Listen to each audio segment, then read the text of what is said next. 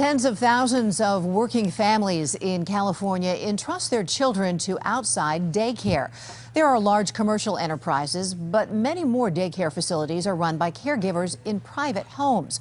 Earlier this year, we showed you how the operator of a small daycare got in trouble with the state. Vivian Matchett's ex-husband is a convicted child molester. She says her husband was not there when the daycare was open, but state investigators temporarily suspended her license. She is appealing the order, but the daycare remains closed. In tonight's special report, KUSI's Sasha Fu looks at what parents need to know when choosing a daycare. There are more than 4,000 private homes in San Diego County that are licensed for child daycare. We asked state regulators to show us what they look for and what you should be checking out too when it comes to finding safe, quality daycare. For 10 hours a day, Meg Brownstead's house is full of kids, but they're not her own. Meg is one of the thousands of Californians who's running a daycare out of her home. I have a passion for what I think kids individually need. It's not enough just to love kids. By law, even a small family childcare like Meg's has to meet certain requirements to be licensed by the state. That's where inspectors like Kimberly Hall come in. I'm from licensing. She's an inspector for the State Department of Social Services. Her job, to ensure that requirements for the safety, health, and welfare of these children are being met. What I'm going to ask you to do is to kind of show me your home. For example, a facility like this one, licensed for a maximum of 8 kids, could get cited if it's caring for more. Where a provider takes their girlfriend's kid for a couple hours, and where they're supposed to have maybe only 8 kids, that day they have 9. And there's a checklist for the home itself. Are there functional fire extinguishers? And you have had it serviced. And smoke detectors. Okay, good. Are there safety latches for drawers and doors? Are chemicals and household cleaners locked up? Violations have to be corrected immediately.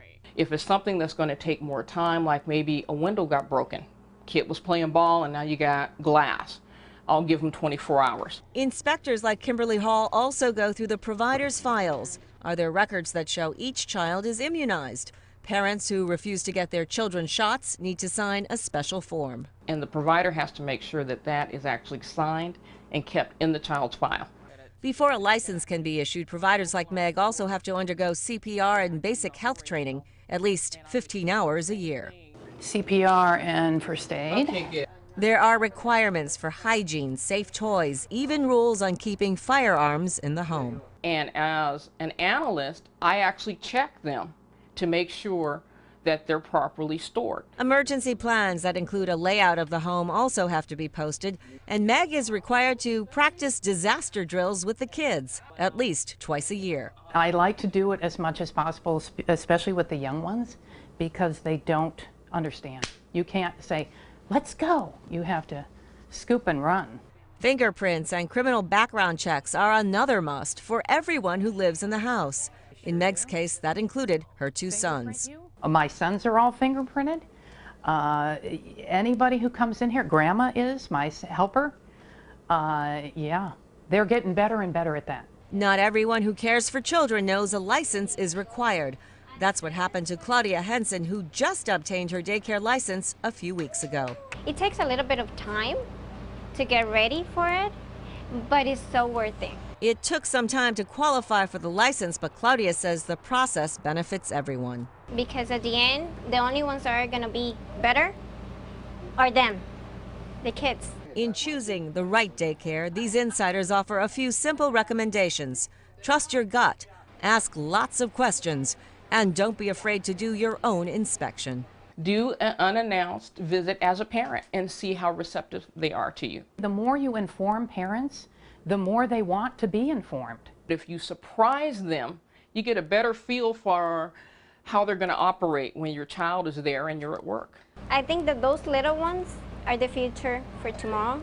And just keep your eyes open. Remember, parents have rights. You can ask the state to see the public files on any licensed facility. You can ask which people in the home have undergone background checks. You can also ask the provider to see their facility inspection reports.